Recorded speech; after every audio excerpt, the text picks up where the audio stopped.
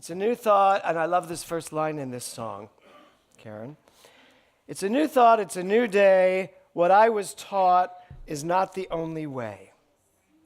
So, kind of makes us ask the question, how were you taught? How were you brought up? In what philosophy were you brought up? Someone just said over here, scary. No, how were you brought up? Because I can guarantee you there's still remnants of it, hanging around in there somewhere. Sometimes when you suddenly go, why do I think that? Why do I believe that? That's why. Because there is a way you were taught, there is a way you have unfolded throughout your life, and depending on how much time and effort and energy and focus you've given this philosophy, you may or you may not be living a new thought in a new day. Good question. So it's a new thought, it's a new day. What I was taught is not the only way. It's a new life, it's a new love. I'm stepping out and soaring above today. So I'm kind of teetering on two things this morning. There is rebirth, which is our final theme of the year, a year called Simplify. And then where I know we're going in 2019, which I will share with you today, because tomorrow's New Year's Eve. And on New Year's Eve, I'd like you to know what the theme is for our 2019. I'd like you to start, not just make, New Year's resolutions into the abyss, but to make it based on a way of thinking and a way of moving forward that I think will really project all of us into an amazing, I don't want to use the word yet, an amazing realization, let's just say. So she says here, I can spend my time living in the past. I can spend my time wishing that this would pass. Or I can take this moment in my loving arms and hold it closer. And then she goes higher and higher and higher and higher. Closer. So I can spend my time living in the past. Wouldn't it be great if you all decided that by the end of this year, at the end of 2018, having simplified your life, you've let go of all the past stuff that you wanted to let go of? Are any of you still holding on to some of the past? I love when those reactions come en masse up this way. It's like, oh, of course we are. My God, really? So the question has to be why? Why do we hold on to that stuff? What is it, a comfort? Is there comfort in holding on to our stuff that we know doesn't serve us, doesn't help us, is not moving us forward?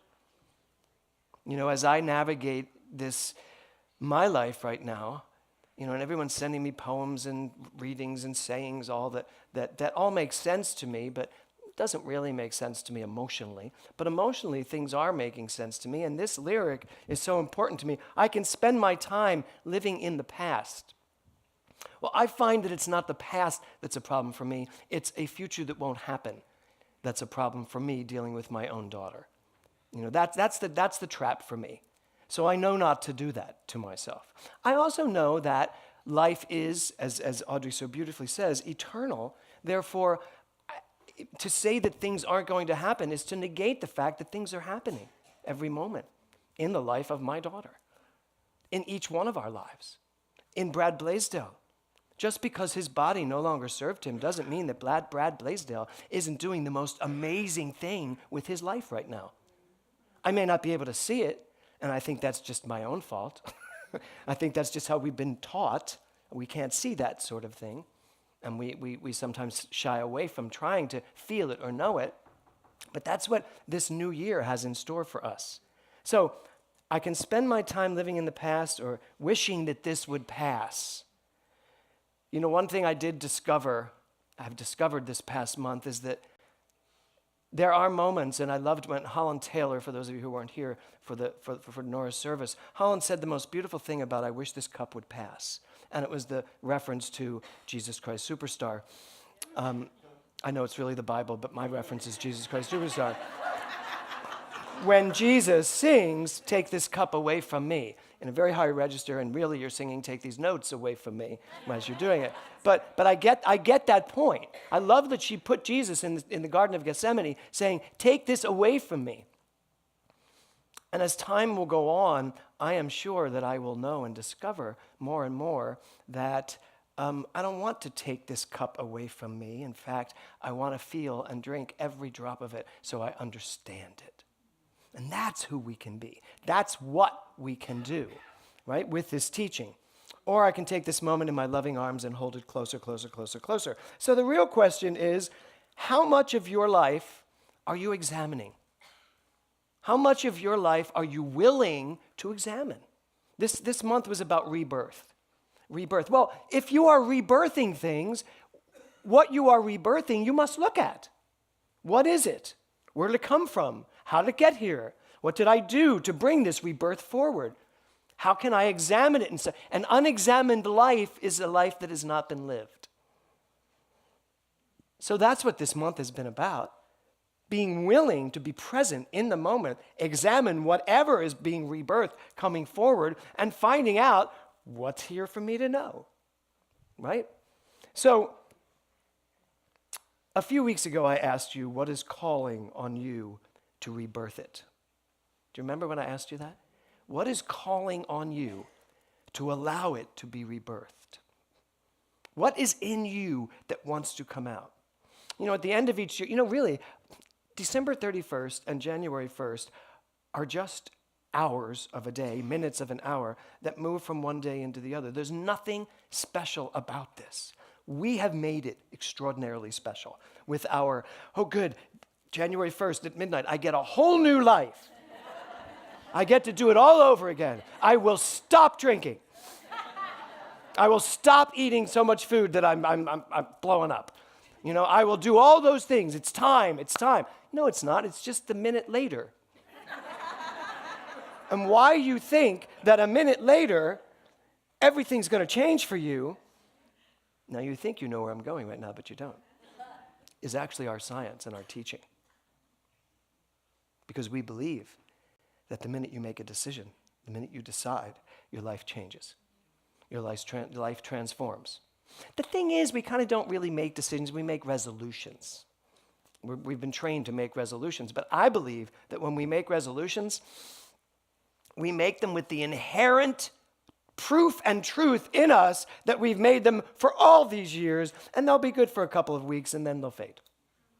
I really think we believe that. I think we trick ourselves into believing that as soon as I make this resolution, it's all going to change. But then give yourself a couple days, maybe a week, a month, maybe 90 days, maybe 6 months. Who knows how long you're good at this? But it could go away because have you really made the decision? Have you really made the decision to do whatever it is you've said you want to do going forward? So, what is calling on you to rebirth it? I think that's a better way to start our New Year's resolutioning. To ask the question, what wants to be changed in me? What wants to be rebirthed? What wants to be reevaluated inside of me? What relationship to life do I want to change? These are really important questions that I suggest you ask yourself sometime tomorrow before you go to that party or before you come home from that party. So I asked you what is calling for you to rebirth it. So what have you done this month with all of these new days? It's a new thought. It's a new day. You get so many new days. You get a new day every time you decide it's a new day. That's the truth. If I've learned anything else in this last month, I have learned that the days we get on earth need to be valued more because in an instant, it's changed. And that doesn't mean you walk around or I walk around worrying that my days are numbered and it's going to end any moment. That's not what I'm saying. It's actually going to the flip side of that and saying life is amazing and there's so much joy and love and discovery to find in this life. We need to start respecting it more, enjoying it more, making the most of every single day. When Will and Nora were little, I would send them, when they would get out of the car to go to school, I'd wait till they were just far enough away so that I could yell to them and make sure that other children heard at the same time. But I would always yell out the window. I'd go, "Make today count." And they'd be like, "Oh my God." But there are many times other students on the campus would turn to me and go, "Yeah." And I'd think, good, I'm being heard. Maybe not by my own children, but I was, because they have thrown that back at me so many times. I remember one day we were taking a hike, and I was not in the mood for this hike, and Nora turned to me and she went, "Dad, make this hike count." And Will fell on the ground laughing hysterically. And I was like, not only mocked by her, but by him laughing and laying on the ground. So I probably should end today by saying, make this year count. Make today count, but make today's count. Make every day count. So, in these last few months of this year, we have had a lot to contend with as a community. We had the shootings, then the fires, and then losing loved ones, all the way through till this week. So it's been a very challenging, I don't mean that in a negative way, but a challenging few months. And this year was about simplifying life. You know, I've done a lot of, I've challenged my own mind to say, how is all of this simplifying life? And the only thing I could come up with is that every time we are faced with an obstacle, we fall into faith or we fall into fear. And every time I am faced with an obstacle and I fall into faith, my heart expands. My mind expands. Life just seems to expand. So, the title of my talk today is Man's Greatest Discovery. Man's Greatest Discovery. So, I want to read you something that Ernest Holmes wrote. He said, "The first great discovery man made was that he could think. This was the day when he first said, 'I am.' And then he said, this marked his first day of personal attainment. From that day, man became an individual and had to make all further progress himself. From that day, there was no compulsory evolution. He had to work in consciousness, in conscious union with life." So what Ernest Holmes is saying here is that, first of all, I love that he says, the greatest discovery man will ever make is that he can think. And you know what? I don't know that we've really acknowledged that discovery yet in ourselves. How often do you hear someone saying, you're just not thinking? Not that you're going to admit to that, but you're not thinking. Or how often do you think to yourself, God, I'm just not thinking here? It's true. It's not that you can't, it's not that you can ever go through life truly not thinking, but you can certainly go through life not consciously thinking, not purposefully thinking, not thinking based on what you know, but based on perhaps what's happened in the past. Or perhaps go back to the top of this, thinking based on the way you've been taught in some other, perhaps, tradition or religion. So, Ernest Holmes says, after a certain point, it is up to us to figure this stuff out. And I love what he says this. From the day man figured out he could think, there was no more compulsory evolution. I just love that phrase, compulsory evolution. So I look at it this way. I think like, first there was, well, the Big Bang and then dinosaurs. That was probably a big jump.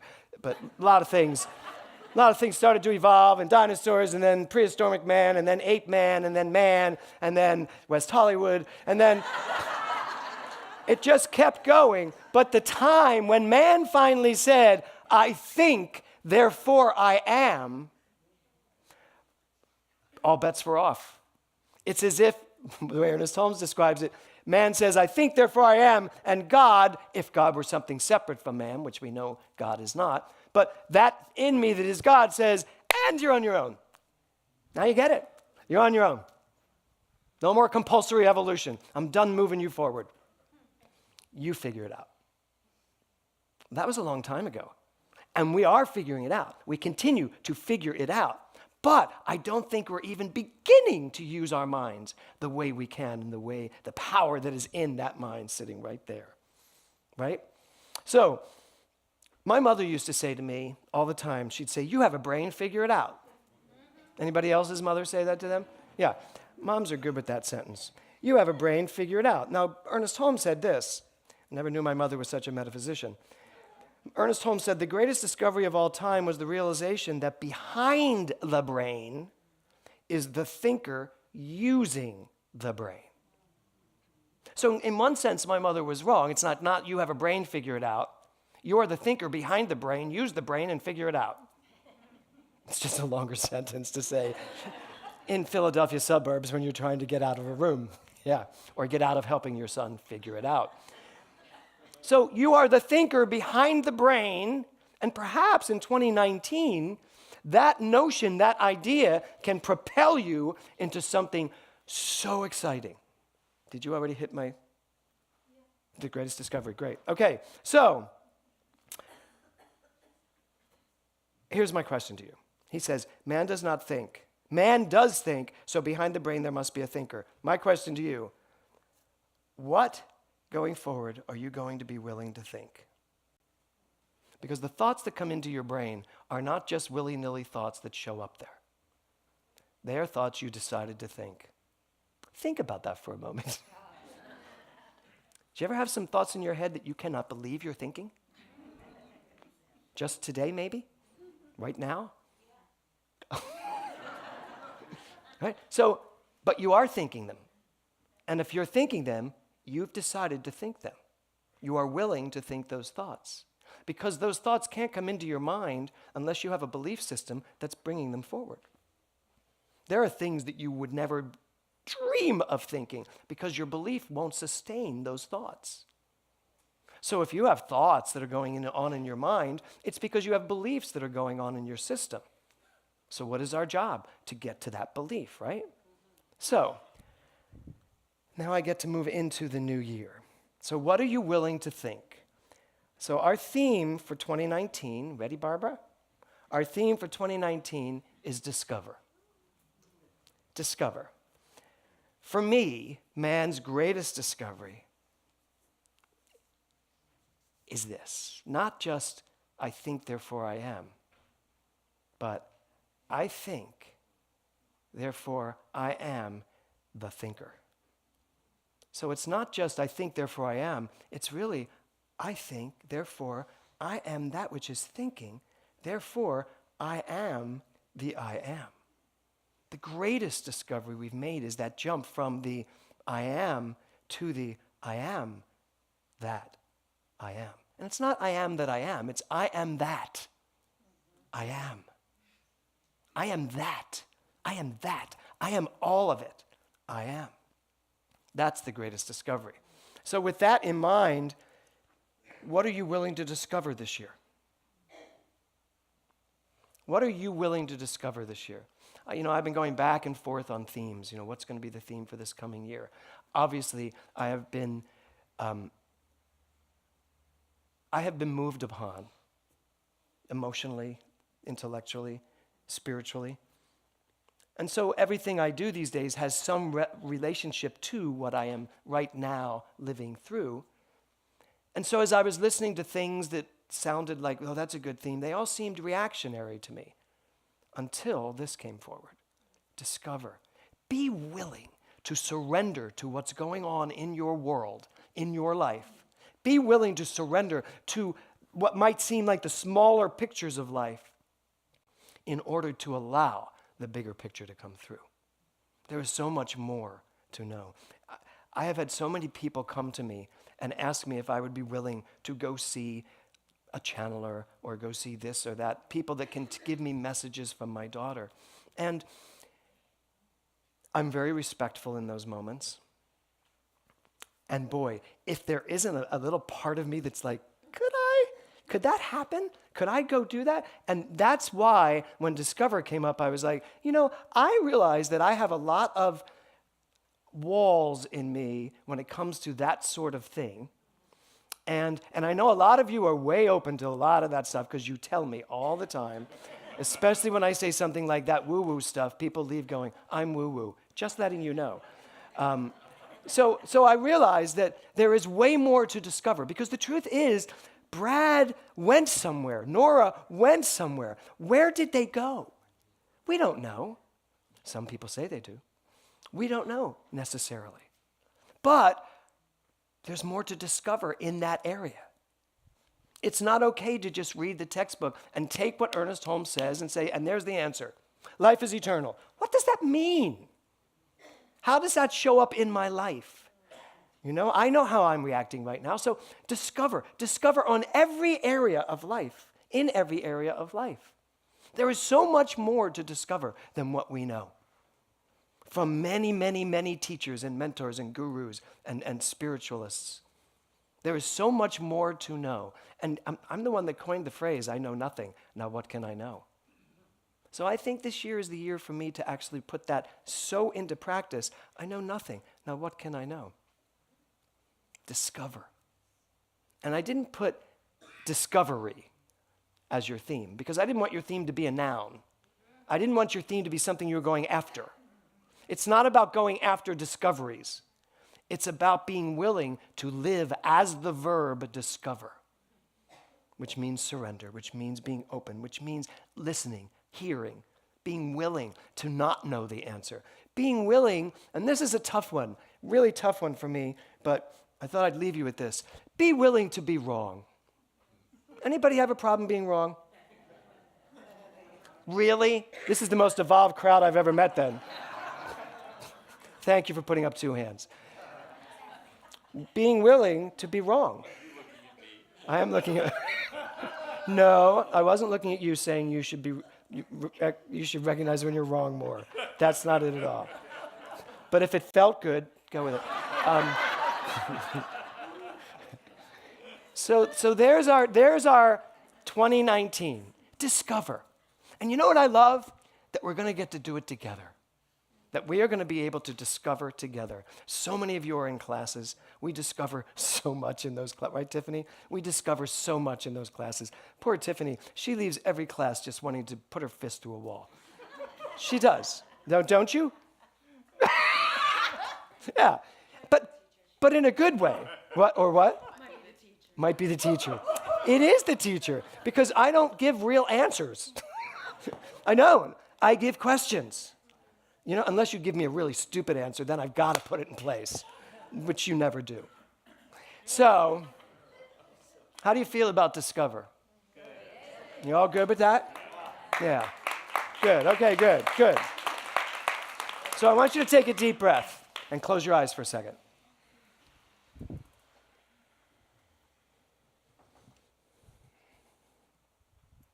You've just arrived on this island. Doesn't matter how you got there, but there you are. There's no one on it. At least you can't hear anything. Just beautiful breezes, some birds flying. It feels great. It feels very safe. It feels very loving. The sun is shining. It's a magnificent day. And you start to walk, and you start to explore. And there are trees you've never seen before. You don't have a reference to this tree. And they have these amazing flowers and fruits, and you don't have any reference to any of it. You're just walking and feeling as if something is walking you. And you keep walking and walking, and you suddenly realize that you're kind of walking uphill. And you turn around and you look behind you, and you realize that even if you went that way, you'd still be walking uphill. And you realize that right where you're standing, every place around you is going up. And it's more beautiful no matter where you look. And so you keep walking up and up and up. And as you walk higher and higher, you feel even better. Your body feels stronger, your lungs feel fuller, your mind feels clearer, and you just keep walking up, up, up. And then suddenly you reach what seems like the top, and you are standing on this amazing cliff. But you realize now that everything around you is a cliff, and that if you were to take the next step, you would literally be stepping into air. And then you do. And as you step into the air, as you step, every step, something else springs up around you. And you realize that your feet, your body, your energy is the guiding force that puts the energy down and brings up something new. And you realize that this is what life is. And you start to feel this expansive feeling. And you stop, and you take a deep breath, and you close your eyes. And when you open your eyes next, you realize that you are right where you started. And now you get to start again. So take another deep breath, and open your eyes. Now you're ready to start again. Namaste.